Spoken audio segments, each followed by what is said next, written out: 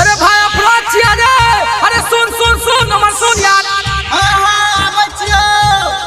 आई की बोल क्या चले छी रे? अरे यार की कहियो हमरा त प्यार भ गेलै यार। अरे प्यार भेलो तो बढ़िया बात छै ना।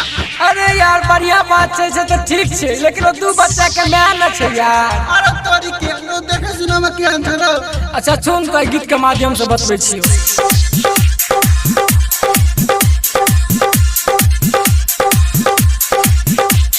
छौरी देखी भाइरो हमरा कहैया कि छोरा हम देखै छी जे ककरो मन हैया लची कोरा कारी गोरी सब हमरा प्यारी लागे छै रे। कारी गोरी सब हमरा प्यारी लागे छै। एगो शादीशुदा नारी हमारी लागे छै रे। एगो शादीशुदा नारी जे हमारी लागे छै रे। देखी जकरा के दिलवा में हलचल होय छै चाहे देखै के जकरा के पल पल होय छै। पल पल होय छै। प्यार के जकरा बीमारी लगे छै रे। प्यार के जकरा बीमारी लगे छै ओकरा तू बता के मैया कुआ